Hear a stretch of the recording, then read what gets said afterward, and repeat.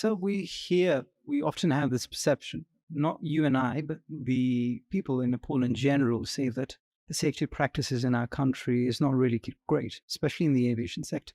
But there is something that we call SMS, Safety Management System. And as you said, um, this has gone better with time. About 10 years ago, when you started off in Yeti Airlines, uh, it was maybe not that great. But with time, we've got more able personnel coming coming in various airlines and helicopters. So why do you think that this perception is like this in our country, that safety is not really there, or safety is not really the concern of an airlines or a helicopter operator? Actually, I think because of the recent incidents, people have doubted airlines are not managing the safety well. Mm-hmm. But in the real right now, we are still trying to adapt to the SMS. Mm-hmm. When we say we have SMS, it is not the one in all medicine for the safety. Mm-hmm. It takes time. It needs to grow within the organization. For me, if you have to ask what are the challenges, I think one of the challenges is the technical challenge. That is SMS. We have bring it as a separate independent capsule in the organizational framework. Now it's time to integrate safety in all aspects of the company. Mm-hmm. So for that, it's not only about the organization, it's also about the civil aviation and the regulation. Mm-hmm. Because earlier we had developed the manuals and the requirements, and now we have a safety. Now we have to put in those safety in all those requirements so that all the departments interact within the SMS limitation, or it takes SMS into consideration when acting. So I think all these things needs time.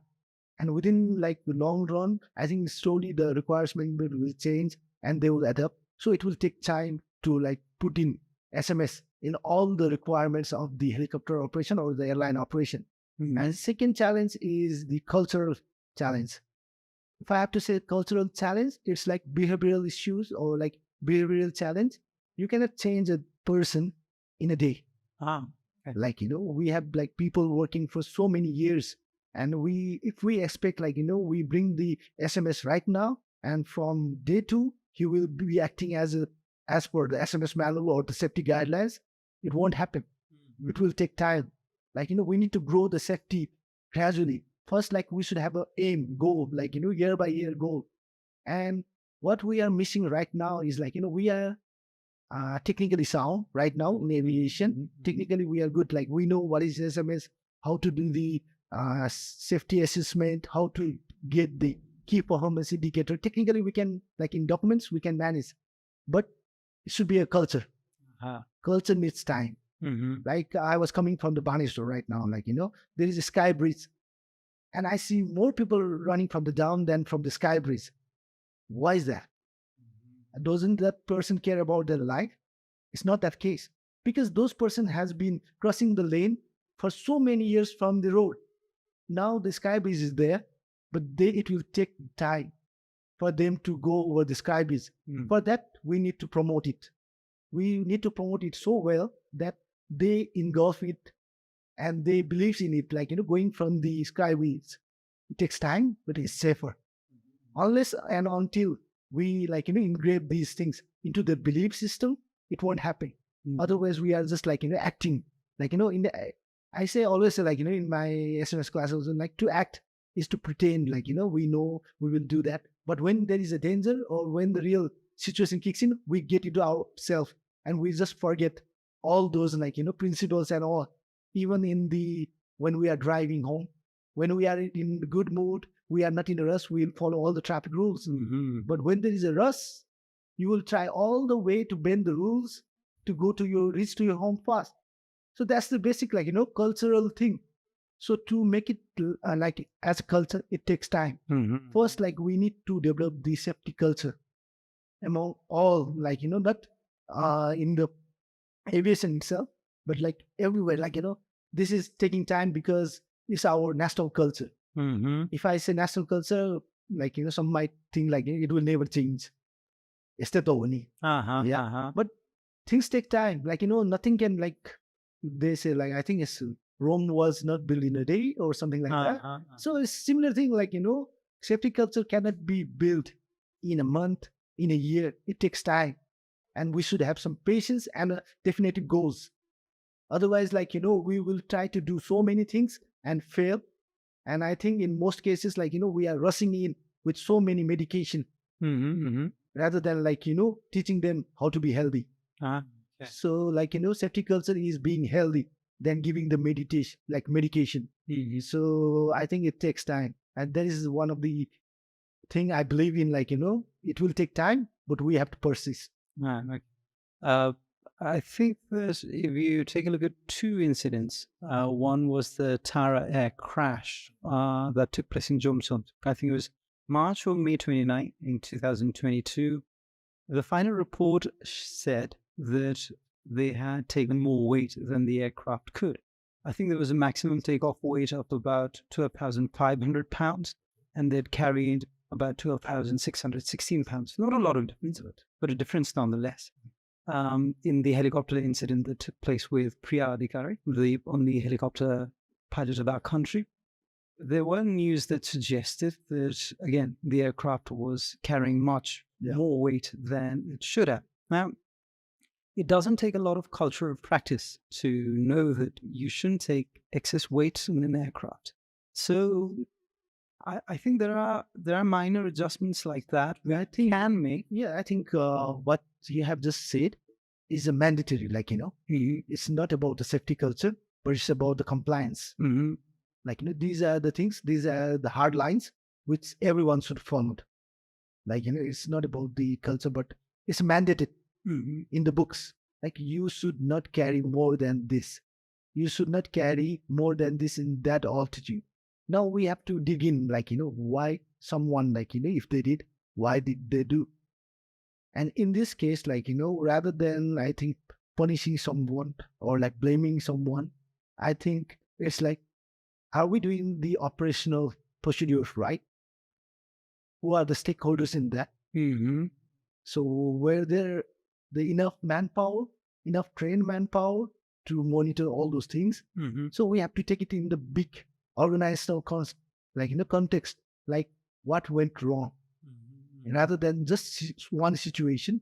Like, if there is a fault in the system, we cannot correct like by like penalizing one person. So we have to look in those things. And I think one of the issues I'm raising in many platforms when we're talking about safety is like, we have to move the game up for the operational procedures and operation side as well. Like, for being, I'm not boasting about being in the engineering side or the airworthiness side, like, but like we have to make the game up for the operational side. Like, operational side shouldn't be acting as a marketing guy, rather as a operational professional. So there should be professional operational people who are handling all those flights. So you've operated in many STOL aircrafts in our countries as well. Now, it is quite easy to see that the runways are very, very different.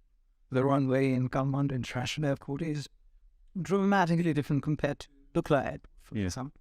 And is there a particular mandate on airports as well that is set out? Yes, it is being controlled by Annex 14, which is talks about airdromes. So basically, what it says, what should an airdrome be, what are the requirements, and there are various categories of airfields, airdromes. The length of the runway, if it is this much length, let's say 3,000, 3,500, then minimum this is supposed to be. Various things are there, which is all there in the Annex 14, and Nepal also follows that.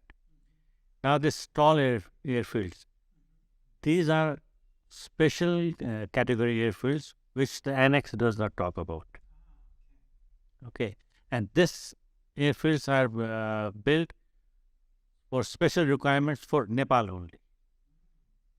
So we do not have any guidelines saying this has to be there or this cannot be there. For example, we have like Lukla. the gradient, average gradient is 11%, which is a very high. And one place it is somewhere around 16% gradient. But we are operating. Okay. And under which rules or regulations does it come? It doesn't come under any. So we are operating because the aircrafts are certified to operate, and that's the one aircraft manufacturer certifies it, and then the local government certifies it. Now, stall fields, what stall field actually is, people have to understand is, it is not like normal fields. Any aircraft with any normal field, for example, Viratnagar or Bharatpur or wherever ETR goes, or any other aircraft that goes. What is catered is when you are taking off, if an engine fails at any time, and the most critical time is when you are just about to lift off, when the engine fails at that time, the aircraft should be able to get airborne with one engine and reach a height of 35 feet before the end of the runway.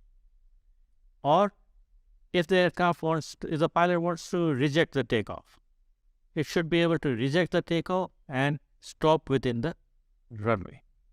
That is the provision. And within that provision, all the aircrafts are working. So that is the safety margin. In a stall airfield, that margin is not there. So if an engine fails during takeoff, there may not be enough runway to continue and get airborne, and there may not be enough runway to stop. So that safety margin is reduced.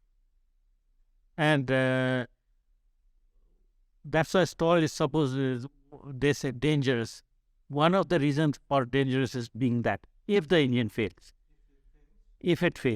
rest, I say rest if the engine does not fail during takeoff or landing in a certain particular place. The rest of the thing, the aircraft should be able to come out of that situation with the engine failure or any failure without any problem. The aircrafts are designed to do that, and we are supposed to fly that way. We cannot. Lukla airfield is dangerous. Airfield itself is not dangerous. Yeah, there are a lot of hazards. There are a lot of things we have to take consideration, but we pilots make it dangerous. In the sense, if the visibility requirement is 5 kilometers to go inside the Lukla Valley, then if I start going at 3 kilometers, now the safety margin is further reduced. Now I am making it more dangerous. Now the fog is lifting up and dissipating at times, and I make an approach, and suddenly the fog comes. I know there is a possibility of the fog coming up, and I make an approach and get into fog and crash. I have made the airport unsafe. It is not the airport itself, because we have safety margins. We have said, okay, this should be there. Wind should be not gusting. There is a limit on the wind. There is a limit on the visibility. There is a limit on the cloud ceiling. If we follow all those things, it's not really that unsafe. Yes, because of that stall field criteria, if the engine fails and all, yes, problem may arise. But beyond that, luckily, so far in Nepalese history, during takeoff and landing, short landing, when you are about to touch down, engine has not failed. So we have been lucky that engine has not failed in those critical times. But we are having crashes in stall fields. Why? Because we are practicing something beyond the safety margin. Is the airfield doing that? No, it's the pilots we are doing. And who is going to stop the pilot? Civil aviation only. Civil aviation has put the regulations. It's the organization, the airline. And to a certain extent, the ATC should help us. If the airport is closed, they should just close the airport. Because the airport criteria is there, like wind is there, visibility is there, they should not, ATC people should help us not take any chances. Because if the airport is closed, then I have to turn back. Well, we talked to a pilot about a week ago, and he said that sometimes the ATCs who operate in the stall fields, they say, "Sokinsa, sokinsa." Go. This, we have been interacting with ATC. We have been also telling, and they have also started understanding. Like, if the visibility requirement is 5 kilometer, if a very veteran pilot, like when I was flying, if I come 4 kilometer does not become 5 kilometer. So for me also it should be 5 kilometer. Or this pilot can do it. So he can come, he has so much experience, he can do it at 3 kilometer. So airport should not be open for me or anyone. So what if the wind is 10 knots, limitation tailwind, then it should be 10 knots. 11 knots, airport closed. 10 knots and 1 knot the difference. Why should you let us open it? No, it should not be that. If it is 10.5, airport closed. Oh, due integrity, ATC should also have. Then we'll have a safer environment, especially in Starfield. I'm reminded of this great poem that was written by Gopi Sevjanafi. He said, "Gorkhali Bande, Gorkhali Bale." Yes, there's a big line between being brave and being very stupid. Yes. The second thing that I wanted to ask you about is about the stool operation. You said that we know it's not somebody's opinion, but established scientific knowledge that it's very, very difficult to operate aircrafts, given that there's a lot of atmospheric gravity waves, mountain waves, in the mountainous, even slopes. How do you think we can make the airports better or the airspace in those areas safer? Is there a particular method to it? I would say that I have been to almost 40%, I think almost 40% of Stallfield in my career. So in my point of view, I'm not talking about others, maybe I'm not wrong. In my point of view, the main thing concerned regarding for me is like infrastructure. Okay, we don't have that much infrastructure. No radar system, no intercommunication system, and then no instrument landing system. Yeah, it's a sort of, it won't be any like a high, it's a hi-fi system, but you need a basic requirement to maintain the safety standards. So we are in need of that. That's my main concern. Yeah, sometimes I think that it takes a crash to get things done in our country. Sometimes the plane crashes, there's a lot of furor, and they say, now let's fix a few things. As if you didn't really know from the beginning that there was a problem lurking there. If you go back into the history, global history, every crisis, every accident has proposed the FAA authority or EASA authority to publish the requirement or the regulation. So, as you have said, maybe we need a crash, but it's not the crash that the thing is limited to, You have to be aviation is very, very sensitive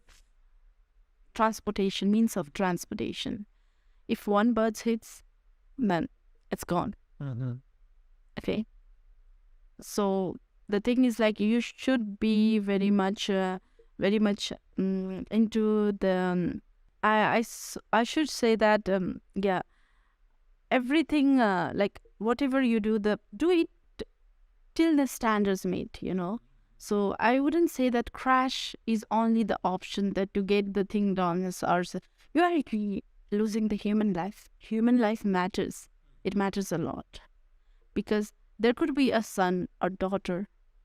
Okay, there could be.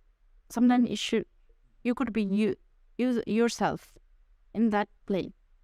If you don't think regarding the maintenance, if you don't think regarding building the infrastructure properly, if you don't think regarding the safety of the aerodrome, if you don't regarding the intercommunication radar system, instrument system, everything does play the important role, because as soon as if you are en route, if you don't know the weather of this particular, say from A to B you are going, and if you don't know the weather system in the sea, that how could you go in that particular? Here it's clear, here it's clear, but what about this particular region? You might get crashed. So what are the system that we are using over here? Well, how do you find that the route is clear to go? Those are the system I think you should improve.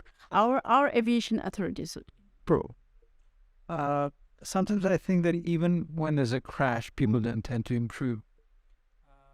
History tells us, yeah, crash has implemented for the policy, but it's not always. It's not all. Yeah. I mean, when the Johnson crash took place about a year ago, a lot of people cried out for the instrument landing system in that price. They said that the aircraft had entered a pocket of cloud. It was almost too difficult to recover the aircraft. Yes. Maybe if we had instrument landing system, we could have saved lives. But Yeah. that is not even discussed. It's not even in the recommendations. I've read the whole. Oh, I haven't read that report. Yeah.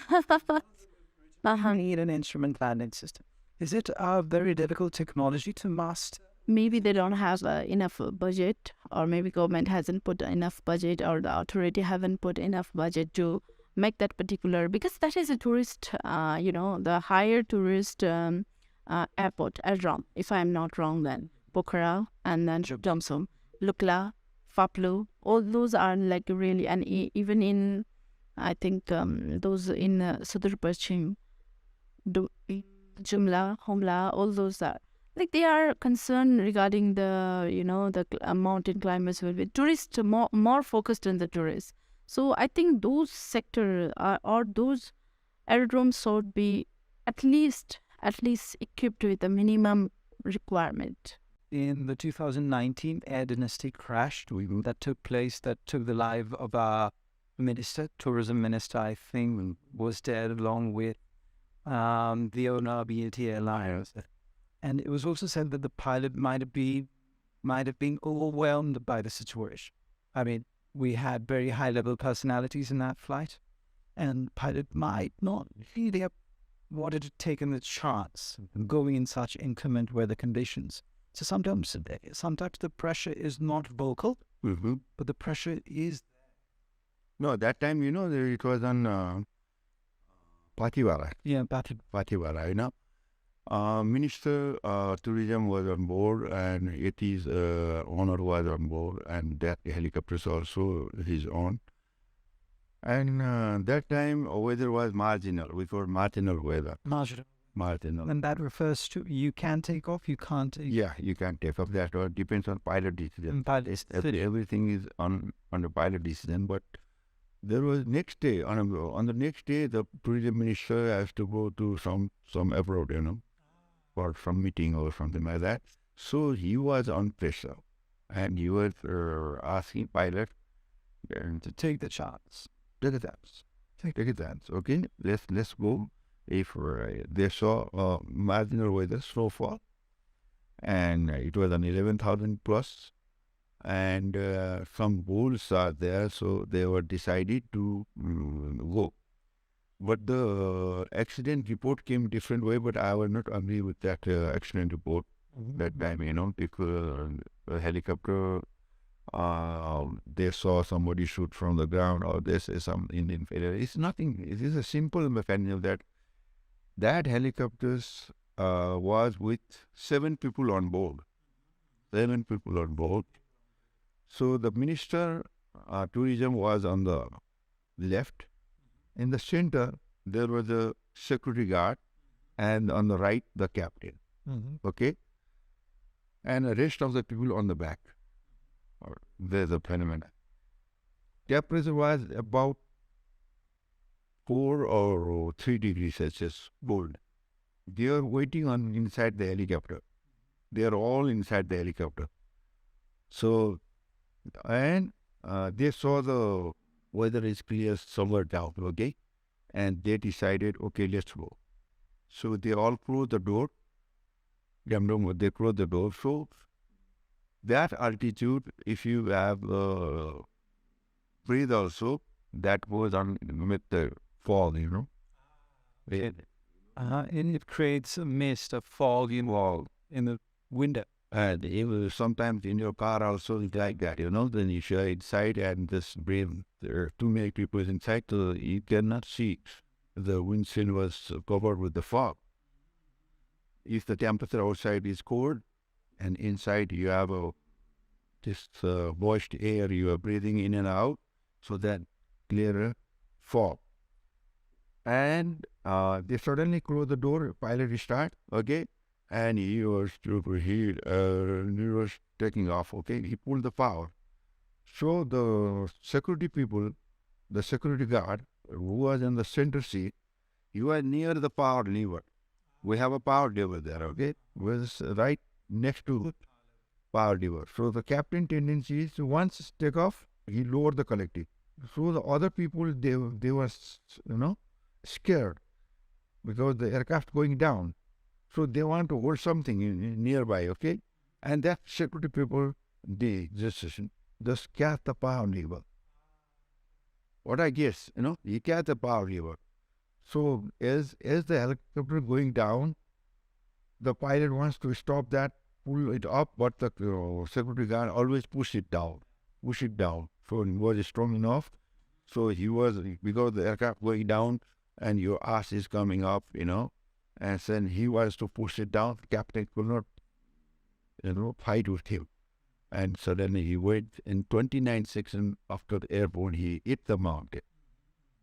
It's not because one, maybe with the fog in the screen and he couldn't see anything outside. Mm-hmm. Second, the security person who is sitting in with it, captain and the minister, he was just hold the power lever and push it down. So that incident happened, and it is very fatal. It was very efficient. It was also said that the distribution of the weight was also not proper. No, it's not that. Because he landed with that load. He landed before. With that load means his load was perfectly aligned. It's that altitude, that load was okay in ground. But once he took off, everything was smooth, nice.